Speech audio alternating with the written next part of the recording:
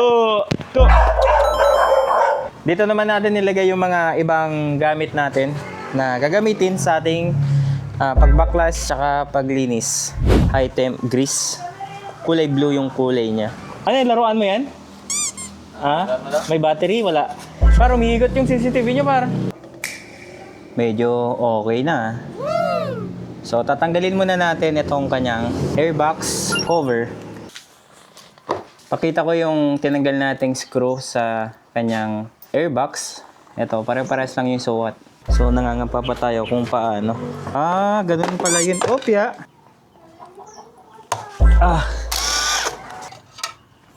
Ganito na siya kadumi ngayon, no? Ganito pala yung itsura ng drive phase ng Lexi. Para siyang NMAX at Aerox.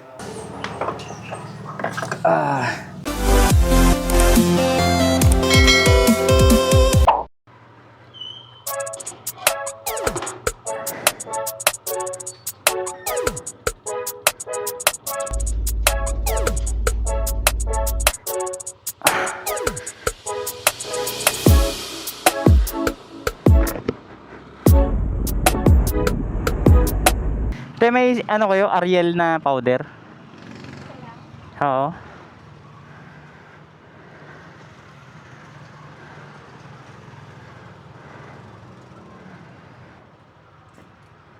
Sige po.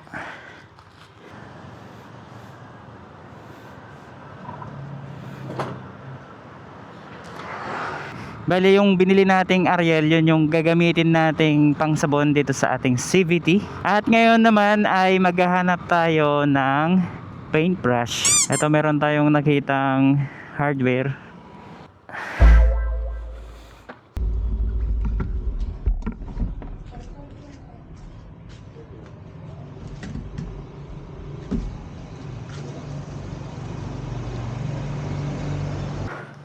Magkakano po yung paintbrush nyo na ano? Size 1/2. Magkano po yun? 45 yan? Sige, yan na lang po. Sige po.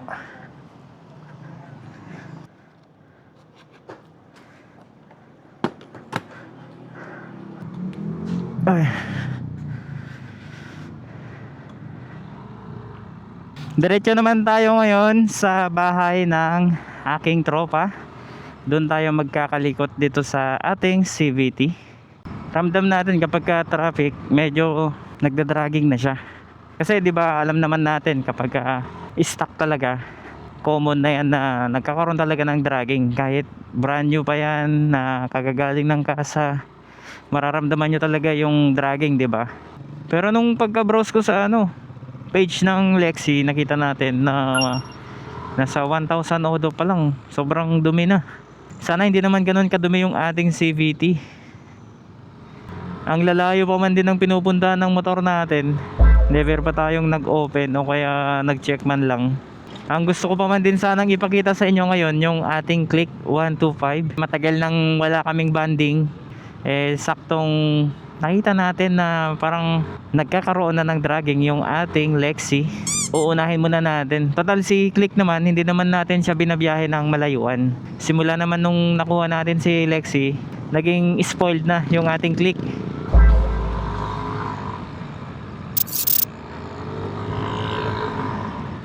Actually itong motor natin, meron siyang libreng palinis sa mismong kasa. Pero gusto ko kasi ma-experience na ako yung gagawa, ako yung maglilinis.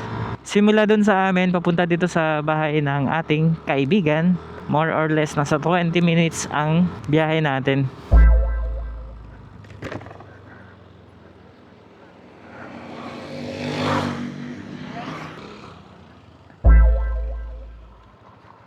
Apo!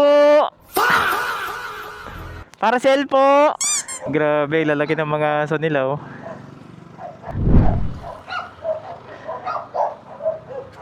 Kumusta? Balita mo, mayaman ka na pare. Shoutout mo ka. San pwede? San pwede? Dito? Dito? Okay lang dito? Kakalinis ko lang yan par. Okay, so pahinga muna tayo dito. Habang mainit pa yung motor natin, papalamigin lang natin tapos saka natin titirahin. Oh, to. Ang ingay ng mga aso. Toy, toy. Dahil mainit pa yung ating makina, prepare lang natin itong mga gagamitin nating gamit. Ariel. Tapos ito, paintbrush. Maingay talaga yung aso ah. Toy! Dito naman natin nilagay yung mga ibang gamit natin na gagamitin sa ating pagbaklas tsaka paglinis. Ito yung hose ng ating spray gun. So pinagkasya ko na dito sa ating compartment para hindi na natin isiksik dun sa ating top box. Kasi may mga dala din tayong gamit doon. Mayroon din tayong toothbrush. Ito yung degreaser na gagamitin natin. Hindi ko lang alam kung anong tawag dito sa tool na to. Para siyang plies pang tanggal ng clutch spring. Tapos flat screw yung gagamitin natin. Ito naman yung gagamitin nating high temp grease.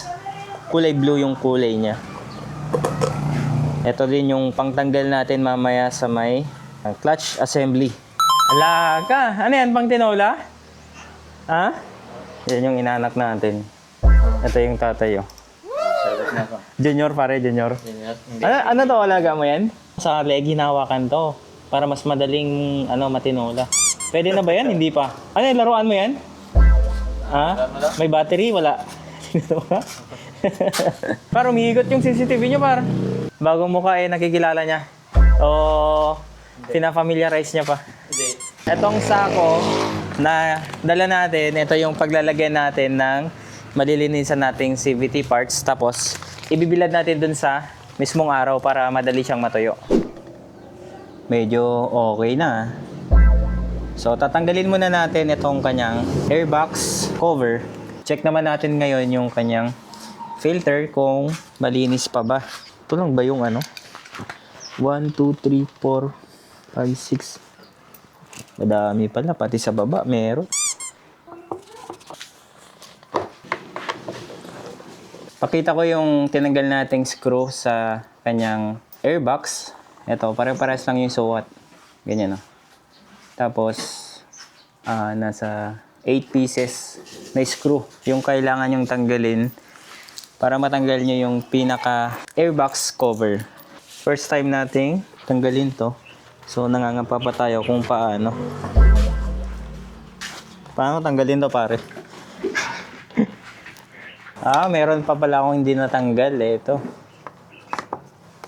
Hinahanap ko eh.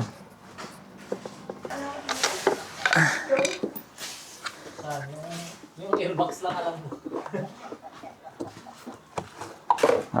Ganun pala yun. Opya. Okay, so ganito na siya. Kadumi. Ayan. Yung binili mo, yung nandun. Ilagay na natin, par? Yung sa'yo? Wala pa, pwede pa naman yan. Ito. Pwede pa yan. Pwede pa to, no? Oo, kasi hanggang 12,000 yan ba? Hanggang mag 10K. May napansin lang ako dito sa loob niya. Meron siyang parang design na dinesign ng alikabok. Ayan, no? Yung chismoso. Oo, di ba? Ayan, no? Dalaw ng ice cream. I'll give my... Dahil first time natin mag-open ng ganito, syempre sa una, mangangapa muna tayo. So meron tayong nasilip dito na 2 bolts. Di ko lang alam kung pati to is matatanggal siya. Pero try na lang nating tanggalin itong 2 dito.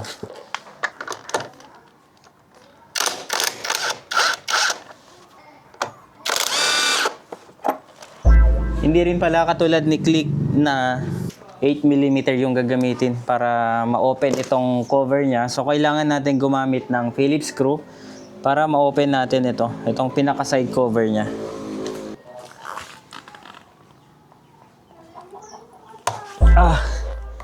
Medyo matigas lang kapag first time talaga.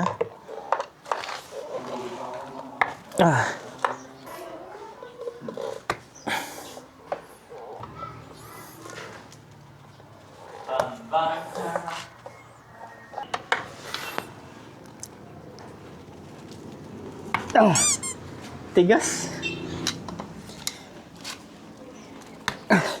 Very challenging talaga yung mag-open ng CVT cover ng Lexi.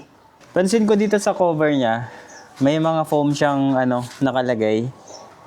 Ayan o. Nakadikit na. Ganito na siya kadumi. Ito yung foam niya. Tapos ito naman, 8mm. Luluwagan na natin. Medyo malamig naman na.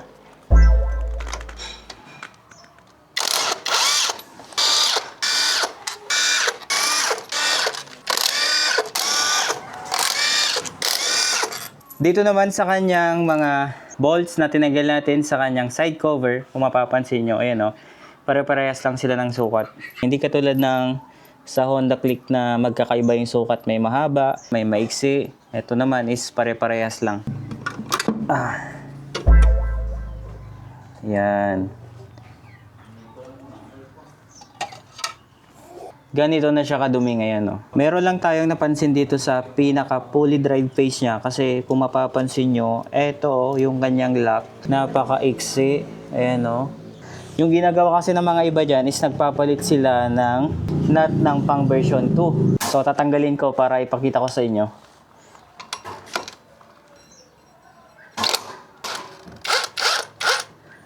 Ito yung sinasabi natin, ganito lang siya kanipis. Tapos, ganito din kanipis yung kanyang washer. Ganito pala yung itsura ng drive face ng Lexi. Para siyang NMAX at Aerox. Hindi talaga siya sumasagad dito sa pinakadulo niya. Hanggang dito lang, sa part na to. Meron din tayong napansin dito. Meron siyang washer. Ayan. Ito. Built-in na washer. Siguro para dito. Ayan. Para siyang para siyang 0.5. Ganun siya kakapal. Tapos next naman natin itong nut ng kanyang bell. Gamit tayo dito ng 24mm na socket wrench. Wala siyang washer dito.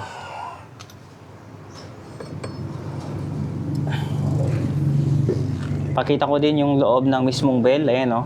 Kung mapapansin nyo, ayan, dinaanan ng mismong lining. Tapat na tapat dito. Parang sinadya na ganito yung loob niya. Ayan. Ito yung pang last nating tatanggalin dito. Yung kanyang pulley. Ayan o. Ang init. Ito yung kanyang bushing.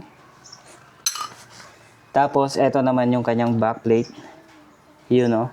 Okay pa lahat yung kanyang flyball. Ayan o. Tapos, check natin. Titimbangin natin kung ilang grams yung stock na flyball ng Lexi 155. Ito, timbangin natin kung ilan yung per grams nitong flyball niya. Ayan, nasa 13.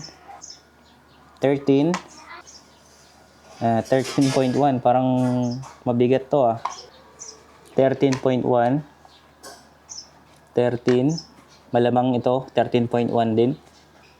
Hindi, 13. So, bago natin simulan yung paglilinis ng mga CVT parts, syempre, ang una nating lilinisan, itong pinaka-loob muna. Kapag maglilinis pala kayo nito, hugutin nyo tong pinaka-washer niya. Ito, ayan o. Meron siyang kulay kalawang, yun yung nasa labas. Ito siya. Mag-set up lang tayo dito na parte, kasi dito tayo maglilinis niyang side cover para mas malapit dito sa timba.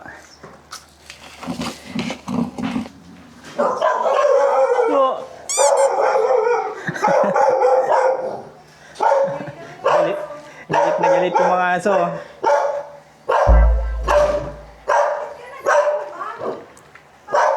Okay na dito pa?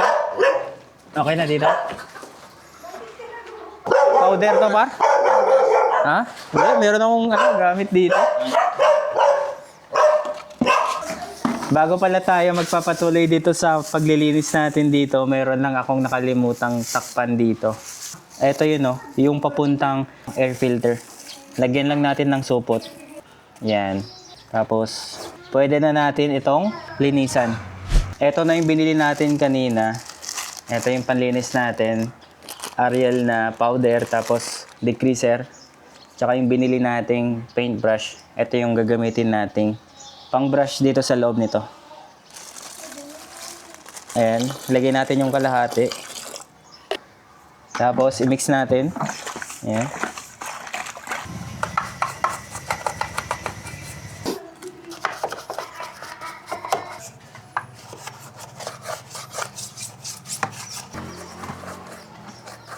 Ito, after malinisan nito, sunod naman natin itong airbox.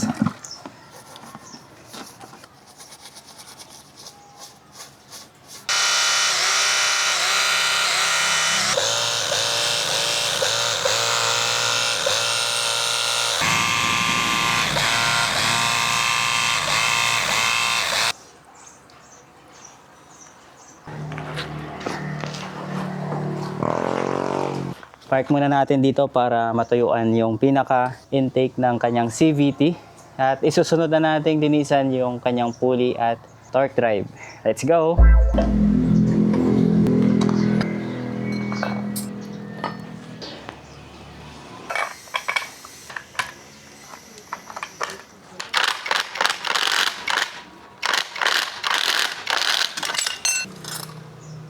Ayan, kailangan na talaga siyang linisin, no? Dumi.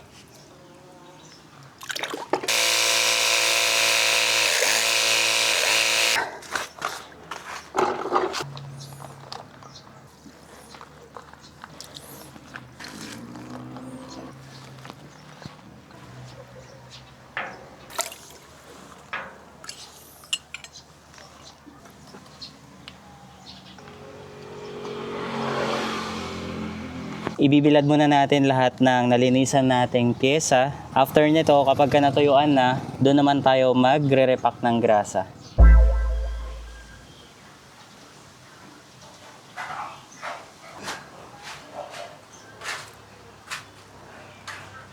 Tapos na nating nalinisan at ngayon naman, i-assemble na natin siya. Ibabalik natin sa dati tapos magre-repack tayo ng grasa. So ang una nating i-assemble dito, ang ating torque drive. Siyempre, kailangan natin ng female, tsaka itong male torque drive. Sa pag-assemble naman nito, kailangan lagyan ng konting grasa itong part na to.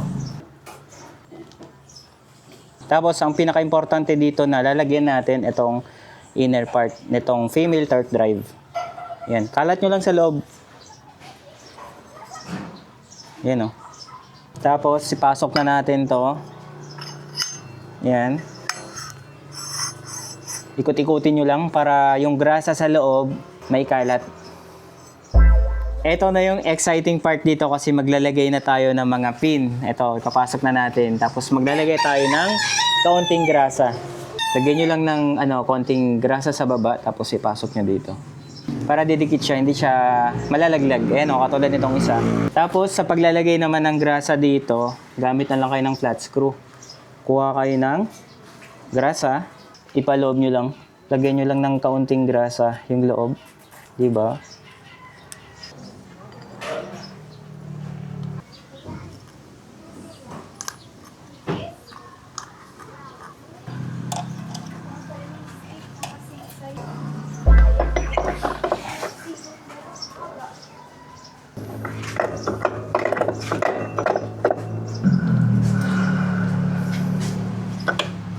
Dito pala sa lagayan ng clutch lining, kailangang maglagay din kayo ng kaunting grasa dito. Dapat smooth yung play nito. Ayan, dapat ganito siya ka-smooth. Ayan.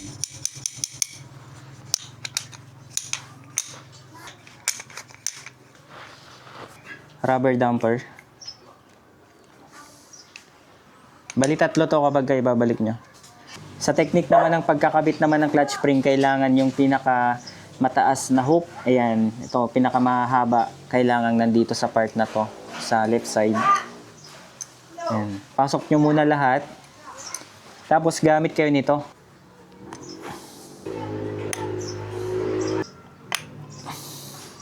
Tapos itong plate cover, bali yung walang gasgas dito sa loob. Ayan, pag ganyan siya. Makikita nyo naman dito, mayroon siyang marking. Ayan, no. Ito, kung makikita nyo, parang meron siyang nakaumpok dyan na maliit na tuldok. Ayan. So, 3, mayroon siyang ganyan.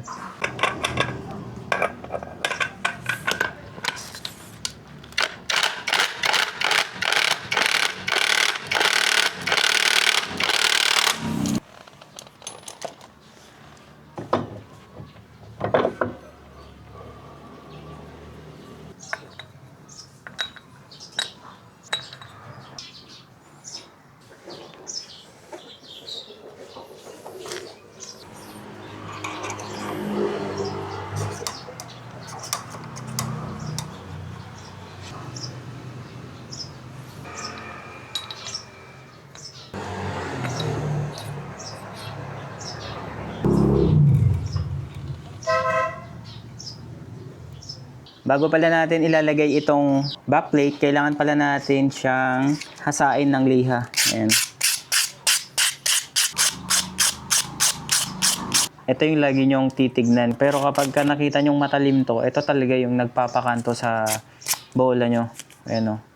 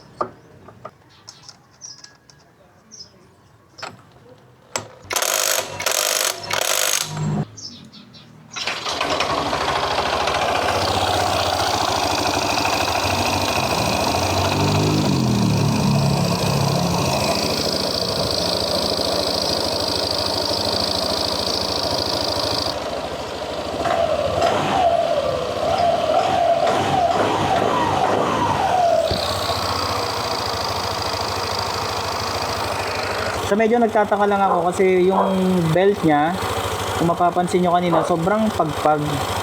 Ayan, o, pero unti-unting nawawala, unti-unting bumabalik. Hindi ko lang alam kung talagang ganyan talaga yung belt ng pang NMAX Aerox Lexi na talagang medyo mapagpag talaga, oh. Ayan, oh. Pero kapag tinrottle mo naman siya, responsive naman.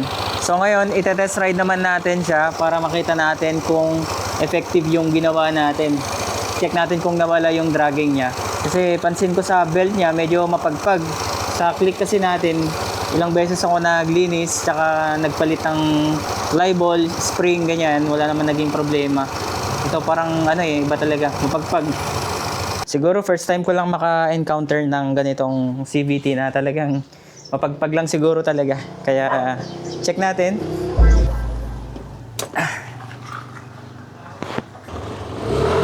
Oh. Testing naman natin sa labas kung ano yung performance nitong ating bagong linis na Lexi 155. Halika na.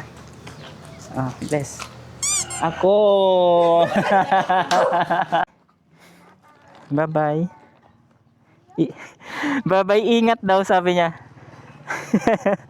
Punta na ako, thank you ah. Bye-bye, Gio.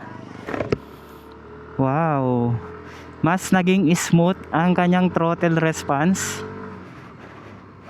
Kahit pala mapagpag yung kanyang belt, walang problema pagdating sa smoothness ng kanyang throttle response. Mararamdaman mo talaga yung pagiging fresh from kasa niya. Ayan, time check tayo, 6:09 ng hapon na. Halos half day natin ginawa itong CVT cleaning natin dito sa ating Lexi. Medyo natagalan lang tayo kanina kasi syempre bago nating buksan ang ganitong klaseng CVT. Hindi naman ako familiar sa mga babaklasin natin. Magkaiba pala yung CVT cover nito sa CVT ng Honda Click. Kasi si Honda Click kapag nag-open ka na ng CVT cover, diretso na. Ito kasi meron pa siyang plastic cover sa labas, tapos yung pinaka inner na cover niya, yun yung metal. Isa naman sa medyo natagalan tayo ay yung nagpatuyo tayo ng CVT parts. Instead kasi na i-blower natin, mas makatipid tayo sa pagpapatuyo since yung panahon kanina ay okay naman, kaya nalibre tayo sa blower. Ang isusunod ko sigurong gagawin dito sa motor natin ay i-upgrade naman natin ang kanyang CVT. Kasi kung mapapansin nyo kanina, yung pulley hindi talaga sumasagad. Hindi ko lang alam kung talagang ganun lang talaga yung pinaka pulley nito.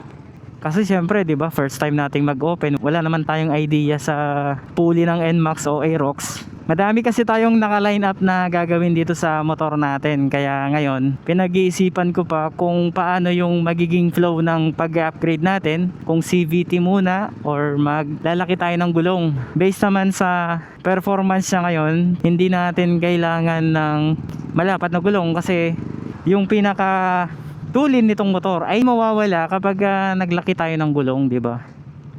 Gusto ko kasing i-maintain talaga yung pinaka performance itong motor na to, kaya after ko na lang siguro magpalit ng ating CVT, saka ko naman isusunod yung pagpapalapad natin ng gulong. Yan, oh. Grabe, ibang iba talaga yung power nitong Lexi.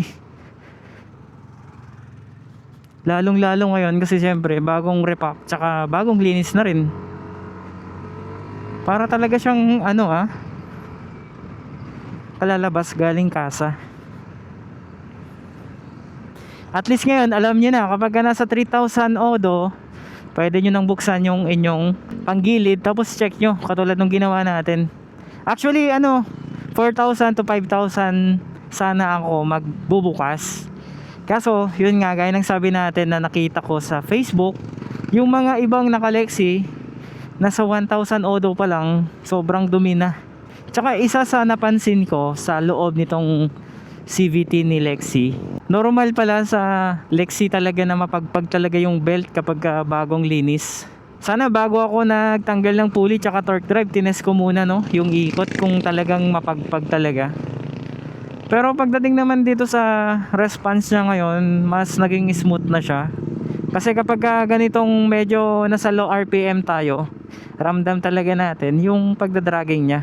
Sa video pala natin, yung mga iba doon ay hindi ko na kinompleto kasi yung mga ibang makakapanood naman nito sa ating video, malamang sa malamang may mga knowledge naman na siguro yung makakapanood ng ating video sa pag-CVT cleaning. Kasi nakailang CVT cleaning na rin tayo sa ating click. At kapag hindi nyo nasundan, pwede pa tayong gumawa sa susunod ng tutorial naman sa paglilinis talaga. Dati magaan na yung throttle response nito nung ginagamit natin, pero ngayon parang mas gumaan pa siya. Sa panahon kasi ngayon, mas wise na yung mga may motor, di ba? Kasi dati nakaugalian natin na kung saan natin kinuha yung motor natin, doon natin pinapagawa. Mas matipid kasi kapag ikaw lang mismo yung gumawa, di ba? Kasi imagine mo kapag pupunta ka ng kasa, bubuksan nila yung motor mo. Ito, real talk lang. May mga kasa kasi na kapag first PMS, papalit sila ng air filter. Pangalawa, kapag mayroon pa silang ibang makikita katulad ng flyball, konting tuklap lang, papalitan nila kaagad. Yan din kasi yung isa sa naging experience natin dati, kaya ngayon ayaw ko nang ipagalaw sa kahit kanino, except na lang siguro talaga kung hindi ko talaga alam gawin yung isang bagay na ayusin. Pero kapag kaya ko naman, ako na mismo yung gumagawa, mas nakakatipid talaga. Yung sabihin mo na lang yung pang tip mo dun sa mismong mekaniko na 300, pwede mo pa siyang panggas tapos gumala ka after mo maglinis ng iyong panggilid, di ba? So yung naging total ng gastos natin sa first PMS natin ay yung binili lang natin na Ariel na sabon. Di ko matandaan kung magkano yung bili natin. Siguro wala namang 20 pesos yun.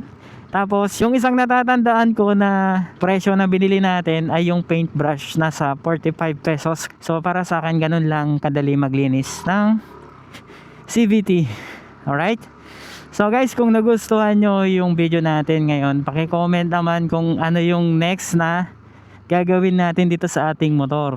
O baka mayroon pa kayong suggestion na pwede natin gawin, di ba?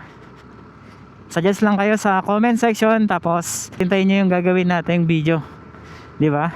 So maraming salamat sa mga sumubaybay ngayon sa ating video. Sa mga hindi pa nakasubscribe sa aking YouTube channel, please subscribe and don't forget to hit the notification bell para lagi kayong updated sa ating latest videos.